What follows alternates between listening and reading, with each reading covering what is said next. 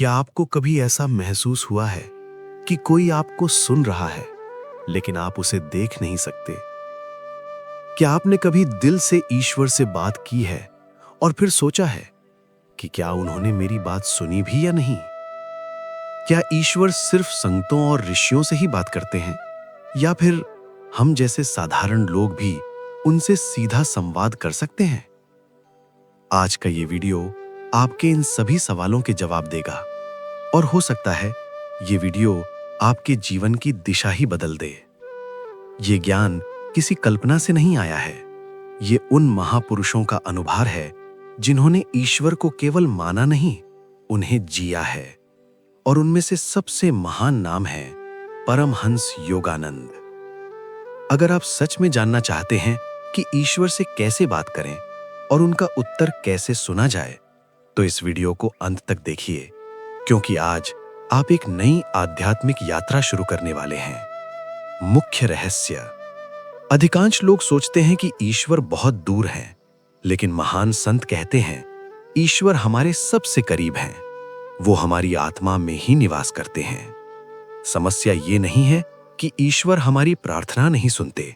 समस्या ये है कि हम उनकी आवाज सुनने के लिए तैयार नहीं होते। परमहंस योगानंद कहते हैं, हमेशा उत्तर देते हैं, लेकिन हम सही विधि से पूछते नहीं। कल्पना कीजिए, आप एक विशाल रेगिस्तान में खड़े हैं, चारों ओर सन्नाटा। आप जोर से चिल्लाते हैं, कोई है? और जवाब में सिर्फ आपकी ही आवाज लौट कर आती है। अब सोचिए, आप उसी व्यक्ति को मोबाइल से कॉल करते हैं, तुरंत उत्तर मिलता है ना? बस यही रहस्य है। ईश्वर भी हमेशा सुनते हैं, लेकिन संवाद का सही माध्यम होना चाहिए। ध्यान का रहस्य।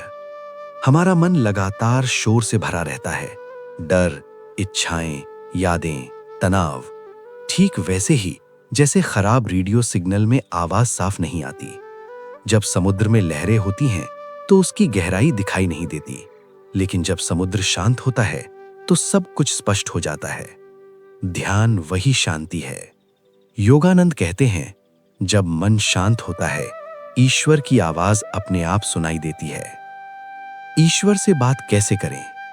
ईश्वर से संवाद केवल शब्दों से नहीं होता, ये भाव से होता है। हर दिन बस इतना करें, 10 मिनट मौन में बैठें, आंखें बंद करें, गहरी सांस लें और महसूस करें कि ईश्वर आपको सुन रहे हैं। कोई रटा रटारा मंत्र जरूरी नहीं, जो दिल में है वही कहिए। फिर कुछ पल बस शांत रहें। उत्तर शब्दों में नहीं, अनुभव में मिलेगा। ईश्वर उत्तर कैसे देते हैं?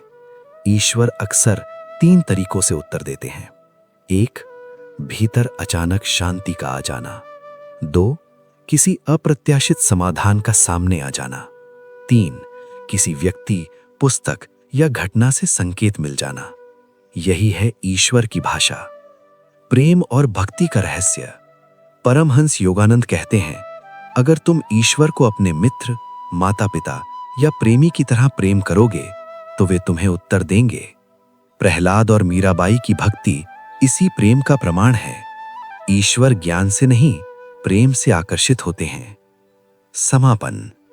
ईश्वर दूर नहीं है, वो आपके भीतर हैं। बस मन को शांत कीजिए, प्रेम से पुकारिए और धैर्य रखिए। आज से हर दिन 10 मिनट मौन में बैठिए।